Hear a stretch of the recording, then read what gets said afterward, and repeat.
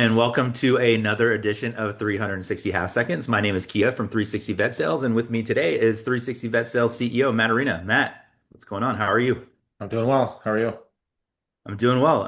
Before we get started today, I just quickly want to remind everybody how this works. I'm going to give Matt a question or two to answer. He's got 360 half seconds or 3 minutes to answer my question. Matt, you ready to go? Time starts as soon as I'm done asking the question. I'm ready. Okay. So, Matt, question today is an interesting one. In all your experience doing practice sales, what separates a smooth sale from like a more stressful one? That's a good one. I think there's several factors. There's probably three main factors and then some sub factors beneath those. But the first thing I would say is being prepared. So there's a lot of books, a lot of information out there on preparing to exit. And generally speaking, it's anywhere from 1 to 3 years. You want to start setting yourself up for success and being prepared to sell. I think for veterinarians or owners of practices that are looking to exit, some of the things that means is one, you want to have your accounting in order. And what that means is you want to have your books are clean, at least a couple years of clean books, organized. You want to make sure that your accounting has been reviewed by a proper accountant.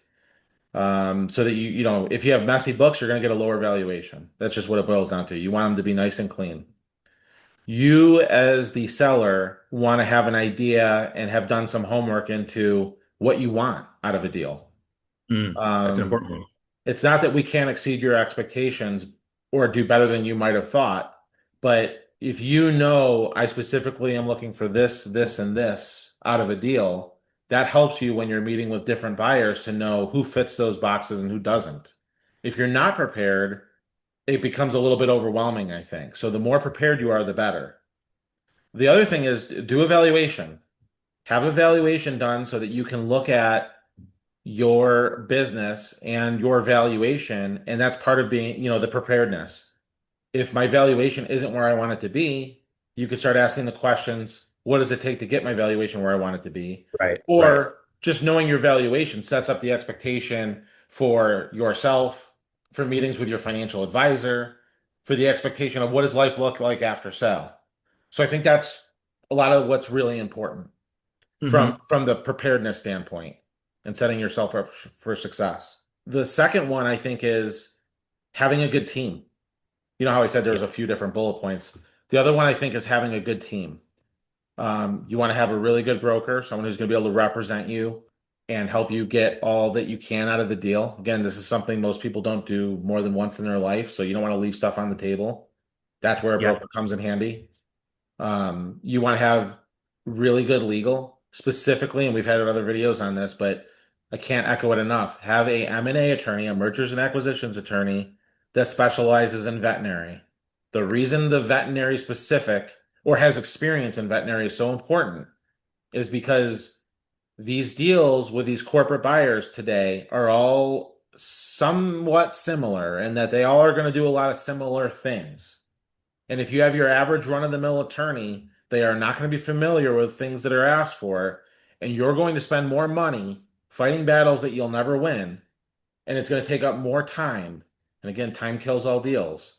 So again, having a good broker, moving on, having a good attorney, someone who's a mergers and acquisitions attorney, specializing in veterinary, having a good accountant, because as you go through this situation, you are going to want potentially a tax accountant that can advise you on what deal is better for you personally from a tax perspective. Yeah. Different deals have different taxation because there's deferred payment. So if you have a deferred sale, meaning you're getting paid part of your deal over time, that defers your taxation. If there's more in rollover equity, that defers taxation. What comes in cash, and every deal is structured differently. So all of Yeah. these different variables are good to run through a good tax accountant so they can advise you on your income might be lower in the future, so it's better to have those the deferred taxation. However that might work out, but that's why that's important. Financial advisor, super important. This is Hmm. probably something that's going to be a big event in your lifetime from a financial standpoint, probably helping set you up for retirement. You want to have a good financial advisor to advise you on how this looks down the road. You should already Yeah. have one, but again, this all goes back to being prepared. And I think the third bullet point is it's hard to kind of define, but I'm going to say it's team. Your staff at your practice. You have associate DVMs, you have hospital manager, office manager, things like that, and then you have the rest of your staff, techs, etc. The more you prepare yourself and maybe put in the extra mile to build really solid teamwork amongst, you the leader, your team will follow you anywhere type of thing, the better outcome you will have. Because what happens is, as you go through this process, at a certain point, you will have to tell your team. They're going to have to be Mhm. made aware of what you're doing. And it's usually 3 to 4 weeks before closing. If you build a team and you prepared with a team that's willing to follow you anywhere because you've taken good care of them, they trust you, they will follow you through that transition. If you're doing kind of that silent owner, I show up to work, they just do their thing, and yeah, it works pretty Transactional. well. You're opening yourself up to the risk of someone saying, "Gosh, I don't ever want to work for corporate. This is transactional for the owner. I'm out. I don't want to deal with this." And Yeah. losing staff during that 3 to 4 waiting period before closing can be detrimental to a deal. It creates a lot of undue stress. So my advice is to always be prepared in that bucket. It's really important to be prepared. Some people choose to tell their team a year ahead of time, I'm going to do this. Those are the Yeah. best scenarios sometimes because then Yeah. everybody knows it's not a surprise. It's very open. Some don't do that and it works out 99% of the time, 95% of the time, but there is that 5% of the time. There are some deals that fall apart with that. So you have to be very prepared. And then the other thing that goes along with that is the deals that go the smoothest are not the ones where everybody knows necessarily, but it's where usually most practices have like a hospital manager or someone who's, you, the owner, the seller, you have a right-hand person. Usually that's your office manager or hospital manager. If your hospital practice manager knows ahead of time and they're trusted, they don't tell anybody, it makes life a lot easier because you're practicing day in and day out. We need data from you. The buyers need data from you through due diligence. If your practice manager is keyed in on the front and the back end, they can be working with us to provide the data, and it makes it go so much more efficiently, so much more smooth. I actually believe deep down with my experience in M&A, it probably leads to a higher valuation because the more Yeah. dialed in things are, the more timely we get reporting, the more everything looks like it has a red ribbon on it, the more the practice looks a lot better. And then the buyers think, I'm willing to Absolutely. pay a little bit more for this. This is really dialed in. Yeah, absolutely. And I think you brought up a really good point there when you were talking about the internal team and building trust amongst your people. I think trust is such an important word, right?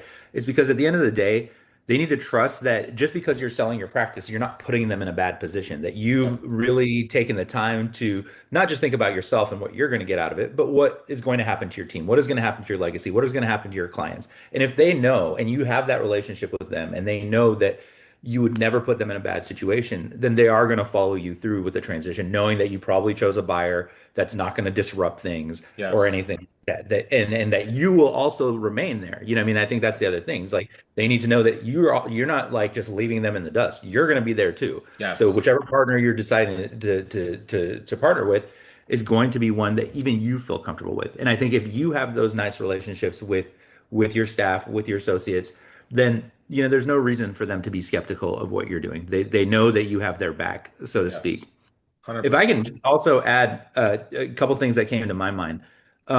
One was if you have multiple owners in your practice, get on the same page before you Yeah. decide to go to market.